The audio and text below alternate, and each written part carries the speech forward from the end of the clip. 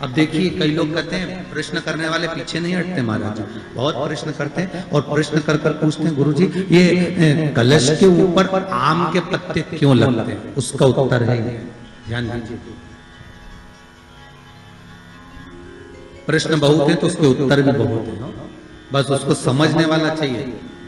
और आप लोगों को तो आज बहुत बहुत भगवान ने कृपा करी है, जो आप पहले दिन ही कलश स्थापना होती और पहले दिन ही आपको ये ज्ञान हो जाए कि बच्चे पूछे कि कलश क्यों रखा जाता है, कलश के ऊपर आम के पत्ते क्यों लगाए जाते हैं, कलश के ऊपर नारियल क्यों रखा जाता है, कलश के ऊपर 9 बार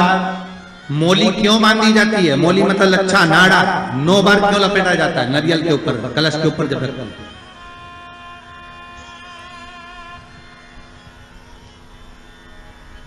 कलश के ऊपर जब जब श्रीफल रखाता है, नारियल रखाता है, तो उस पर 5 बार 7 बार मोली नहीं लपेटी जाएगी, तो 9 ही बार लपेटी जाएगी। 5 या 7 बार लपेटते हैं तो कहते हैं कि लक्ष्मी की छिन्नता होती है, और वो 9 बार लपेटी जाती है तो भरपूर लक्ष्मी का भंडार भरती है। क्यों क्यों कहते हैं उसको?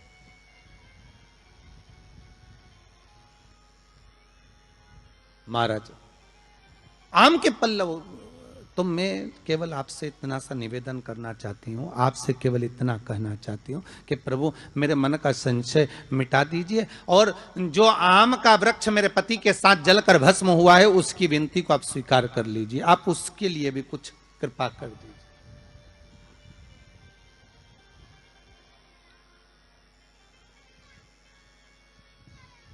इसी को कृपा कहते हैं, इसी को करुणा कहते हैं, इसी को दया कहते। भगवान बोले अब आप आई हो रति, ठीक है मांगो क्या चाहिए, बस इतनी कृपा कर दीजिए कि आम के वृक्ष का भी उद्धार कर दो।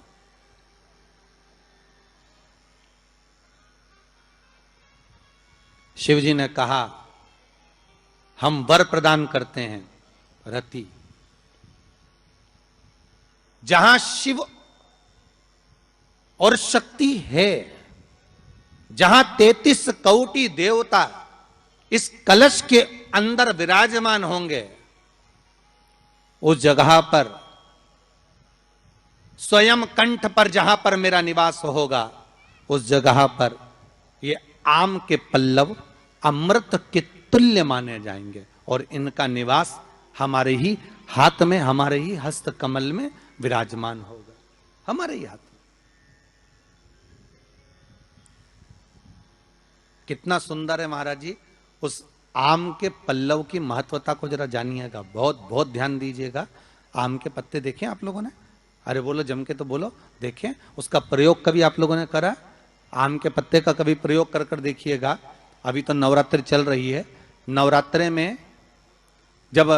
5वां दिन नवरात्रे का रहे, चैत्री नवरात्रे का 5वां दिन रहे,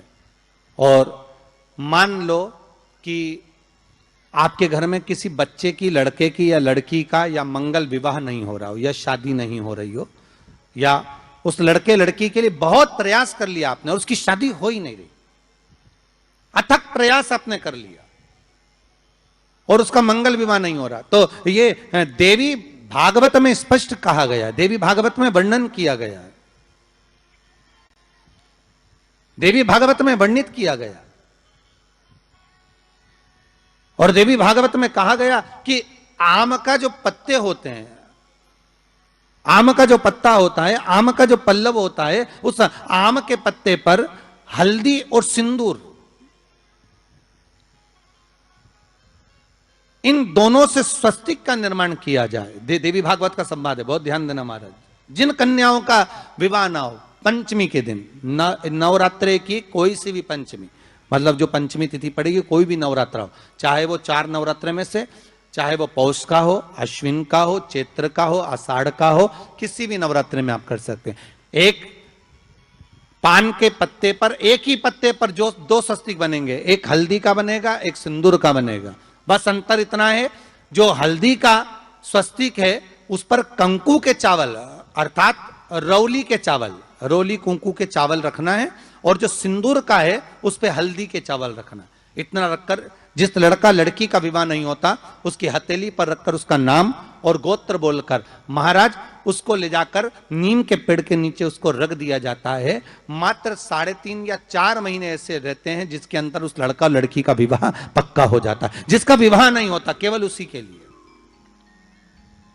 जिसका मंगल विवाह ना हो रहा, आम के पल्लव में शिव का वर प्रदान है, आम के पल्लव में शंकर का आशीर्वाद।